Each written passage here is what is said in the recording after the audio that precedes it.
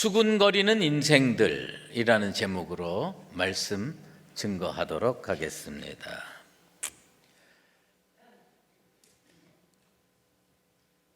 여러분, 예배 시간에 말씀이 귀에 쏙쏙 잘 들어오십니까? 예. 잘 들어오시는 건 복 받은 겁니다.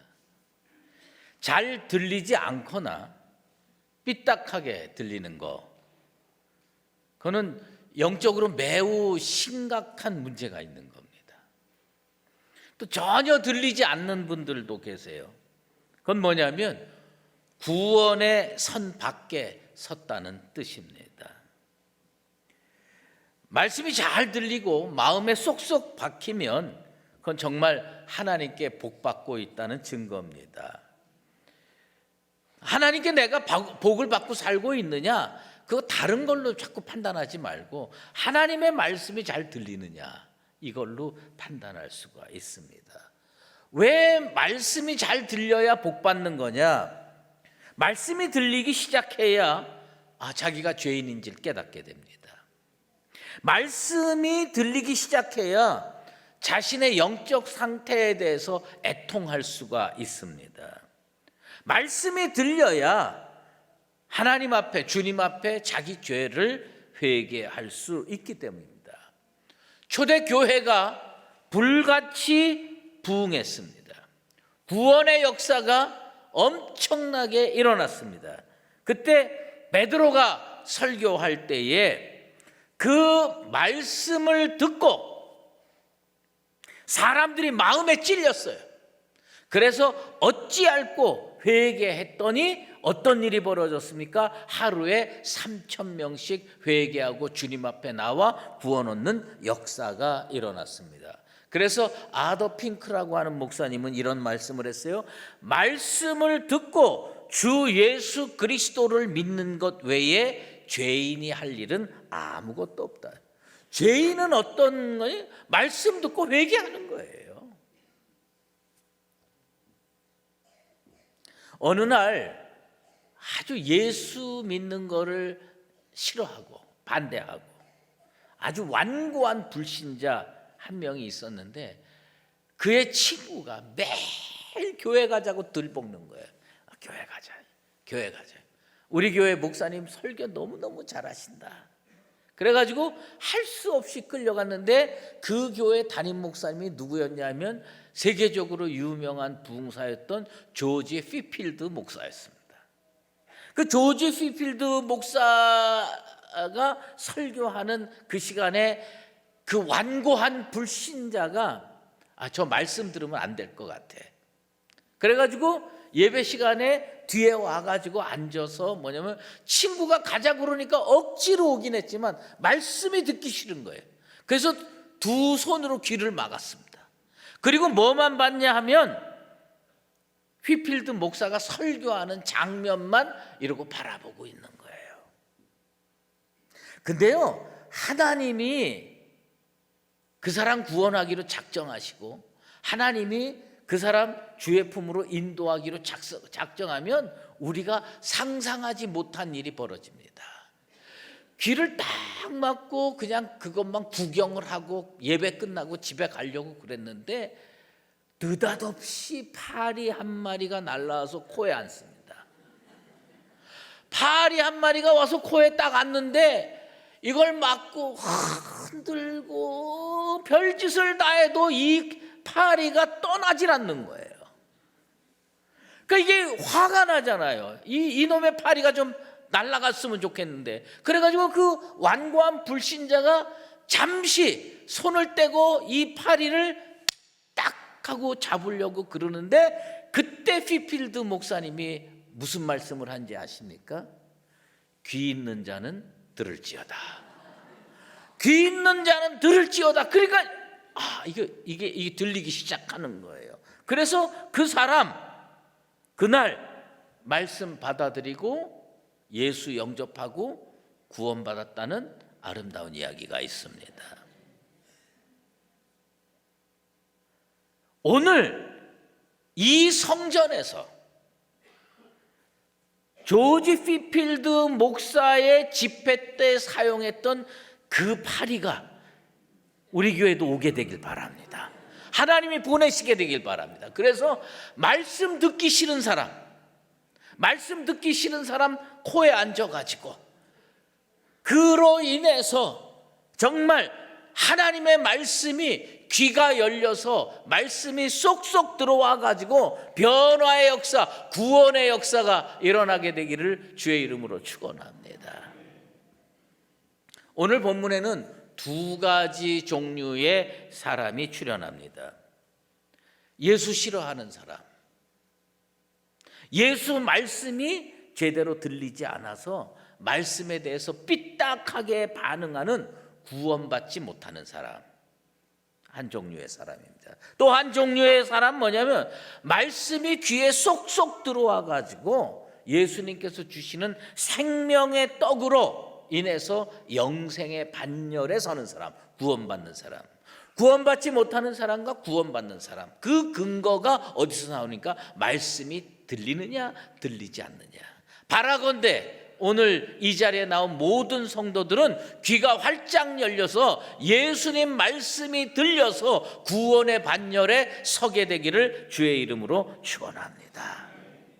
이게 중요한 겁니다.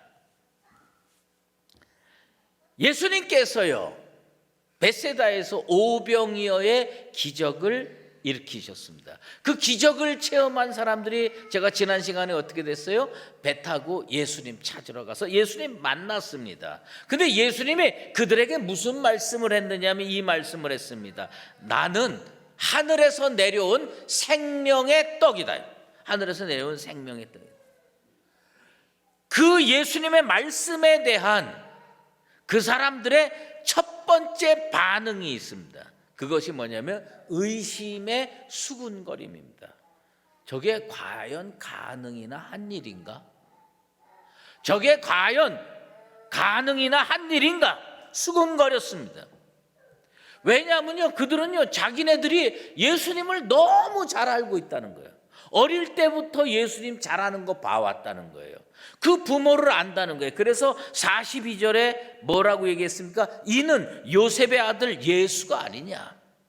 그 부모를 우리가 아는데 자기가 지금 어찌하여 하늘에서 내려왔다 하느냐.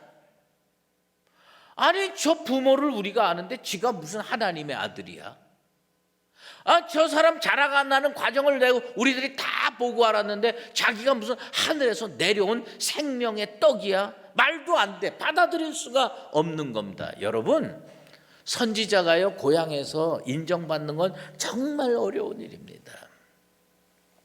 저는 어렸을 때 어머니 손 붙잡고 후암동에 있는 영주교회라는 교회를 다녔습니다. 태어나서부터 중학교 3학년 때까지 그 교회를 다녔습니다. 그리고 이제 수십 년이 지나서 제가 목사 안수가 받고 그 다음에 담임 목사가 되고 하다가 그 교회의 헌신 예배 강사로 초청을 받았습니다. 그래서 몇십 년 만에 그 어릴 때 자랐던 그 교회 가서 목사로 설교를 하게 됐습니다. 근데 완전히 망쳤습니다. 제가 교회 들어가자마자 어릴 때 저를 아는 어떤 권사님이 저한테 이렇게 얘기했습니다. 너 인서 아니냐? 그때부터 다 무너졌습니다. 그러니까 말씀이 귀에 안 들어오는 거예요. 왜냐하면 어릴 때 봤다는 거예요. 그러니까 그 사람을 목사로 인정하는 게 아니고 그게 뭐냐면 다 봐서 어릴 때 요만할 때 코찔찔 흘릴 때 그때 얘기를 다 한다는 거예요. 예수님에 대해서 알았죠. 요셉의 아들 아니냐? 저 사람 목수 아니냐? 그런데 자기가 뭔데 하나님의 아들이라고 그러고 하늘에서 내려왔다고 그러느냐? 그래서 그 사람들이요 뒤에서 수군거리기 시작을 했습니다. 여러분, 교회에서건 어디서건 수군거리지 마세요. 수군거린다라는 말을 헬라어로 공기조라고 부릅니다. 근데 그게 뭐냐면 우리가 얘기하는 의성어예요. 소리를 빗대서 하는 거예요. 그 우리나라의 비둘기는 혹시 어떻게 우는지 아십니까? 구구구구구 웃어요. 그것도 모르세요? 구구구구 울어요. 비둘기 구구. 그런데 우리나라 비둘기는 구구구구 우는데 그 그리스의 비둘기는 어떻게 우는지 아세요? 공기 그렇게 우는 거예요. 그래서 공기조예요. 공기조. 그렇게 우는 겁니다. 수군거리는 거예요. 네? 나름 예수님에 대해서 잘 안다고 생각하는 거예요. 그래서 그 사람이 하나님의 아들임을 인정할 수가 없는 거예요. 그 권위에 순종할 수가 없는 거예요. 그래서 뒤에서 335 모여가지고 수군거립니다. 그런 수군거리는 사람들을 향해서 예수님께서 아주 엄중하게 뭐라고 말씀하십니까? 너희는 수군거리지 말라.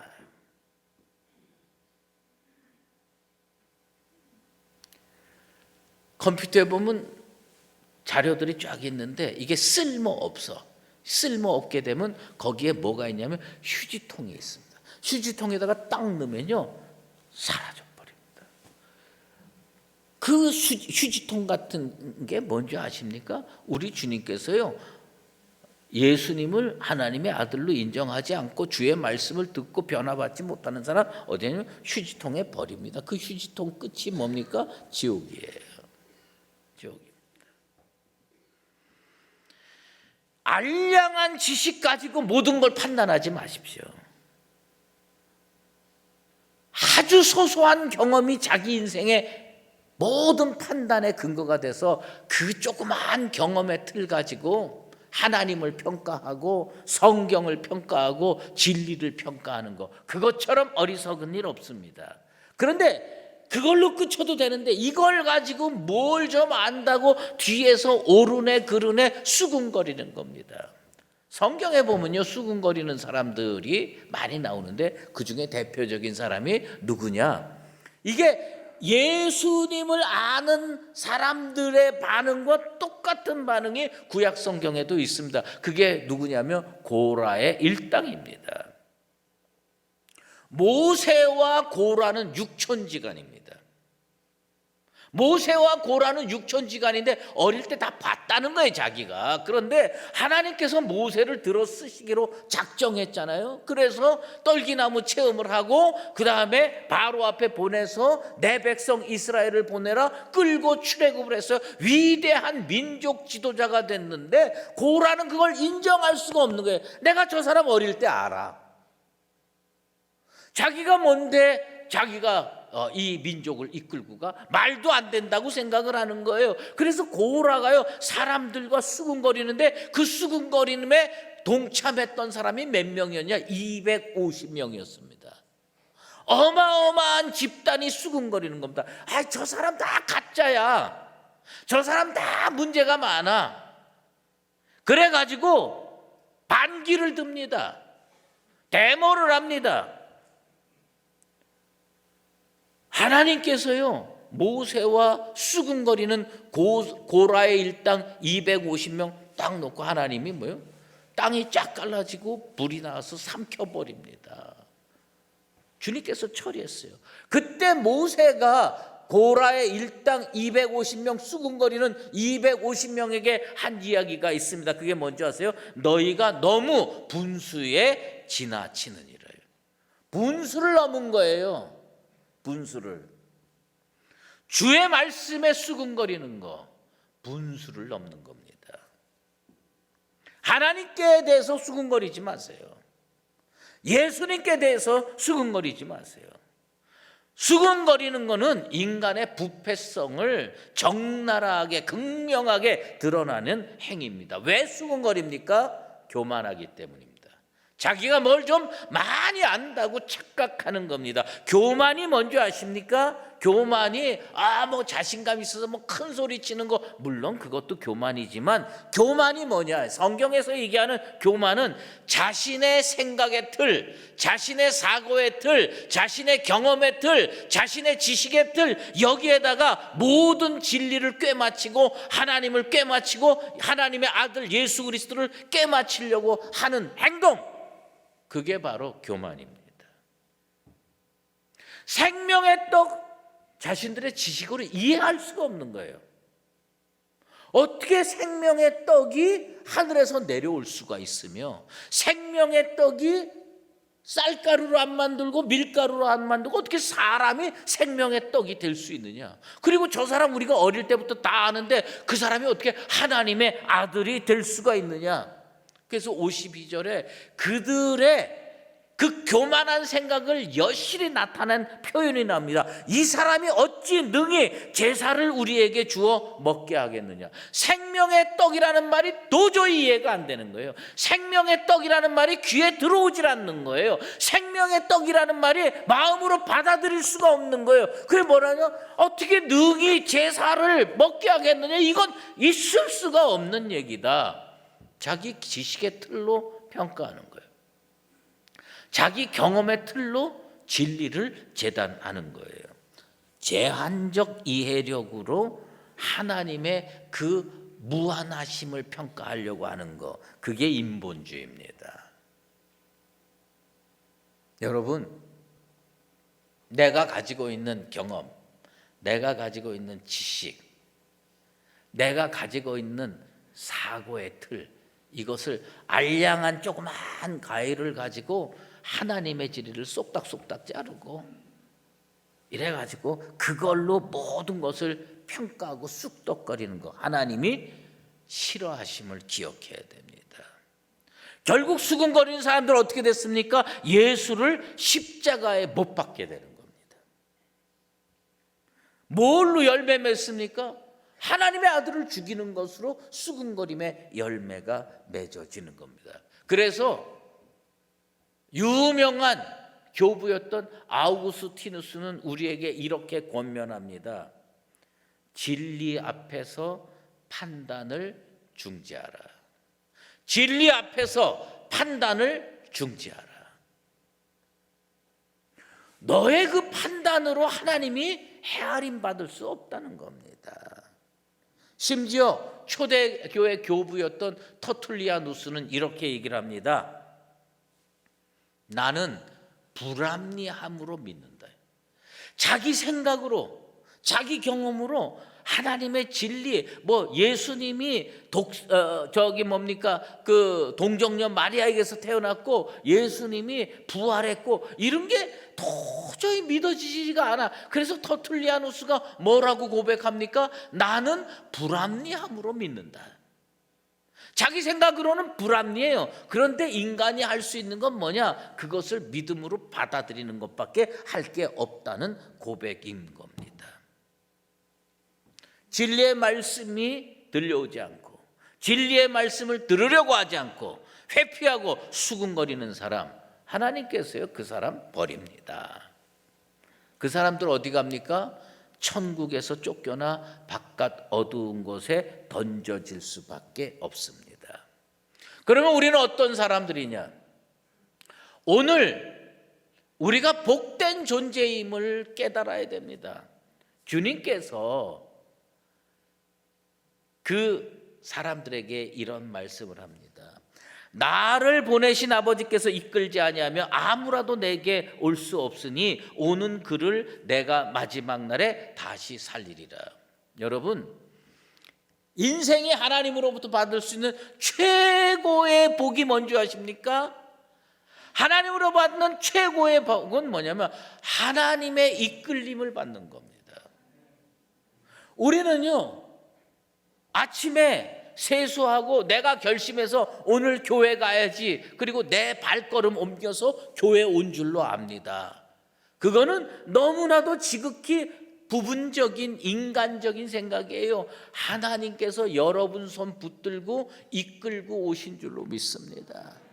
이게 구원의 역사거든요.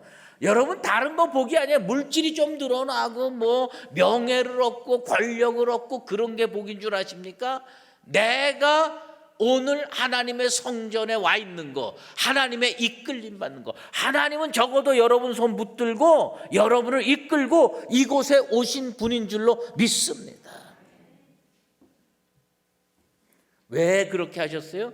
마지막 날에 다시 살리려고, 여러분 구원하려고 하나님께서 이끌고 오셨습니다. 결혼식 하다 보면요 저 뒤에서 신랑은 제 발로 저벅저벅 걸어 들어와요.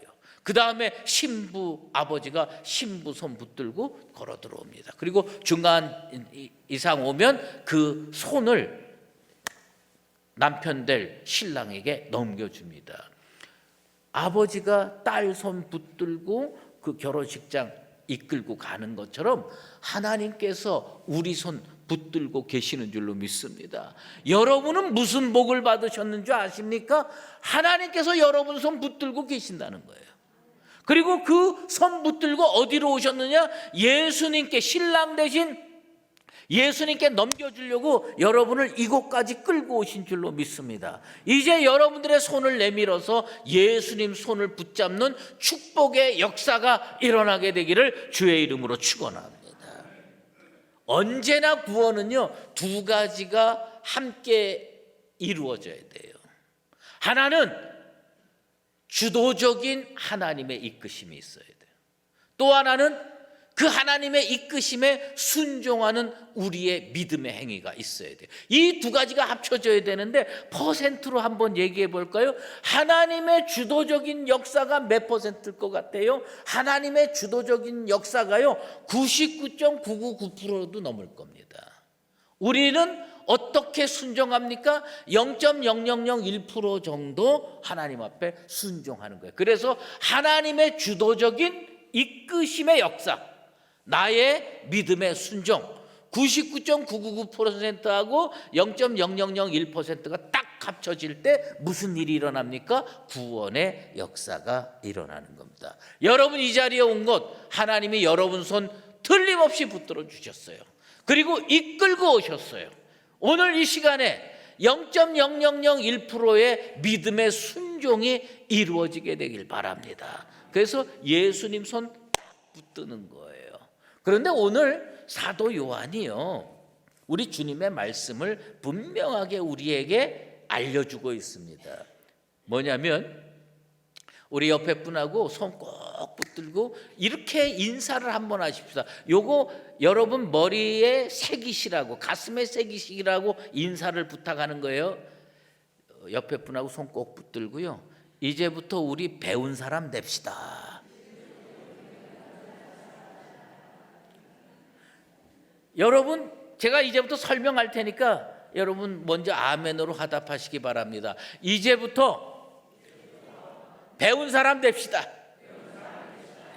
여러분 이 배운 사람, 예수님께서 말씀했어요. 그게 뭐냐면 여기에서 얘기하는 배운 사람은 세상에 나가서 대학 나오고 대학원 나와서 석사하고 박사하고 그런 의미의 배운 사람이 아닙니다. 우리가 말씀하는, 주님께서 우리에게 말씀하는 배운 사람은 어떤 사람이 배운 사람이냐? 하나님의 말씀을 듣고 배운 사람이에요.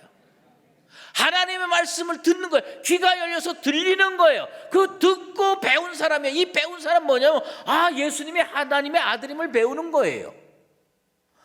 예수님이 나의 구세주임을 배우는 거예요. 주님께서 우리를 마지막 때에 다시 살리시는구나, 배운 사람이에요. 그래서 뭐예요? 아버지께 듣고 배운 사람. 왜 말씀이 들려야 하느냐? 아버지께서 우리에게 하신 말씀을 딱 들어가지고 이게 진리로구나 하고 딱 깨달음이 오는 배운 사람 다 되시기를 주의 이름으로 축원합니다. 이게 돼야 됩니다. 예수님이 왜 마르다보다 마리아를 더 사랑하셨어요? 마르다 열심히 일했어요. 그런데 마리아의 놀라운 특징이 있죠. 예수님께 가까이 다가가지고요, 뭘 합니까? 주님 말씀을 자꾸 듣는 거예요. 그리고 변화받는 겁니다. 오늘 이 시간에 주님 말씀 듣고 변화 받으시게 되길 바랍니다. 멀찍이 떨어져 있으면요 진리가 내게 안 들려옵니다. 언저리를 빙빙 돌고 있으면요 진리에 다가갈 수가 없습니다. 그렇게 된 사람들은 다 뭐합니까? 수군거리게 되어 있습니다. 그래서 우리는요 이제부터 어떻게 신앙생활하고 어떻게 교회 생활을 해야 되느냐? 예배 시간에 로얄석에 앉는 축복이 임하게 되기를 축원합니다. 로얄석은 어떤 분은 그러더라고요. 어떤 분은 맨 앞자리가 로얄석이다. 뭐 대충 맞죠. 왜냐하면 무슨 공연장 가면 앞자리가 비싸잖아요. 그게 로얄석인데, 제가 생각하는 로얄석은 사람마다 다 달라, 성격마다 다 달라가지고요, 하나님의 말씀이 제일 잘 들리는 자리가 로얄석입니다. 그러면 A석, B석, C석, D석이 있는데, D석은 어떤 거냐? 집에서부터 결심하고 오는 거예요. 아유, 난 오늘 좀 자야 되겠어. 그래가지고 어떤 분들, 우리 교회는 그런 거 없지만 기둥 뒤에 숨어 있는 분들, 그거 다 D석이에요. 다 D석입니다. 여러분들이 찾아서 앉은 그 자리가 로얄석 되기를 축원합니다. 제가 대학 다닐 때요, 음악을 상당히 좋아했어요. 뭐 그렇다고 뭐 대단한 수준은 아니지만 좋아했어요. 그래가지고 그 가끔 뭐 저기 세종문화회관이나 이런 데서 이렇게 무슨 뭐 오케스트라가 오고 뭐 이러면은 그 가서 구경을 하고 음악을 들었던 적이 몇 번 있습니다. 그런데 돈이 있어야죠. 그것도 다 비싸더라고. 그래가지고 지금 생각해 보면 C석도 아니고 D석.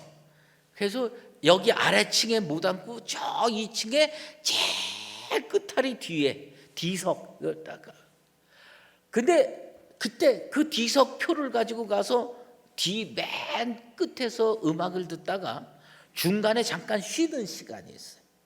잠깐 쉬는 시간이면 쏜살같이 내려와 가지고요, 그 이렇게 표 검사하는 아가씨들 그 눈을 피해 가지고 1층으로 싹 들어와 가지고 제일 앞에 와 있어 기다리고 있어요. 그러면요, 나갔다가 안 들어오는 분들 계세요. 로얄석 비싼 표를 가지고 왔다가 뭐 음악이 안 좋으니까 아니면 마음에 안 드니까 나가서 안 들어와요. 난 이해할 수가 없어. 그래서 저는 거기서 들었습니다. 그때 내가 숨어 들어온 거 다 회개했습니다. 다 회개했어요. 그런데 중요한 거는 뭐냐면, 하나님의 말씀 내 귀에 가장 잘 들어오는 S석 혹은 로얄석 혹은 VIP석, 그 자리 꼭 지키게 되길 바랍니다. 그렇게 되면 어떻게 됩니까? 하나님의 말씀이 잘 들어오는 거예요. 학교 다닐 때 보면요, 공부 못하는 아이들이요 꼭 하는 얘기가 있어요. 그게 뭐냐면, 아유, 우리 영어 선생님 실력 없어. 아유, 우리 수학 선생님 실력 없어. 맨날 수근거리고 욕해요. 근데 그것의 문제점이 뭔지 아십니까? 사람들이 그걸 몰라.